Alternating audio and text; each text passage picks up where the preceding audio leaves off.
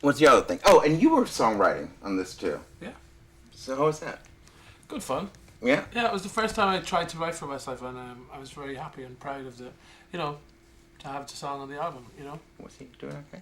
Mark's a very talented songwriter. Yeah, for a He long just needs a time. little bit of confidence. Yeah, he needed just to get the push, because he's been writing for a long time. It's a hobby of his, and he always just writes different types of styles of music. But we asked him to write a Westlife song this time, and he wrote a very good one. So hopefully more to come on the next album.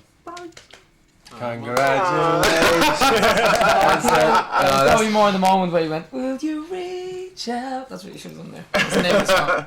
Yeah, reach out. I don't know. I'm sorry for singing that. Reach out. No, you Watch saved it it. back. You saved it. You saved it at the end. Will you? I was like, what's the guy? He didn't decide which key to sing. He's like, he's be a keeper. I don't think he's good at the keys he's until the time. He's good at saving things. He used to be a keeper for lead. And now we'll get it. The other thing is, what I was going to say is, we just finished a decade, and the decade was over, and there was a lot of, figures coming out and lists and stuff, and you were pretty high on everybody's list in England. Oh yeah, And you're like, sales, yeah. what? You're like 14 number one hits? something like It was that. like you're number 3 behind Cliff Richard and We the had Beatles. 12 of them in the first year though. Yeah, I think it was a really good. I mean, Good obviously decade for us. we started in '99, so from 2000 on, they're talking about the first decade of the new millennium, and it's definitely Does that been a mean great anything time for us. when they say that? You're like to have the most number I one think, hit, I and think you're making the most money while you're touring. see, and if you spend all the time looking back on what you've achieved, you forget to look forward.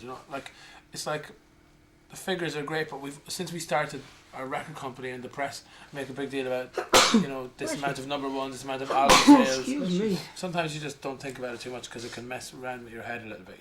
Just kind of, we've done that. That's in the past. Let's move forward and concentrate on making more big numbers. We've always been like that though, even at the time when it was smack bang in the middle of it. It's you enjoy it and you're kind of riding a wave, if you like. I don't know. You just kind of you don't realise what it is until after it's gone, and then you kind of want it back. So we've had kind of a big up at the beginning, then a little dip. Then we came back in with "You Raise Me Up" in that Face to Face album that you have, and then we kind of did a Love album, and now it took a year out, and we're back with this.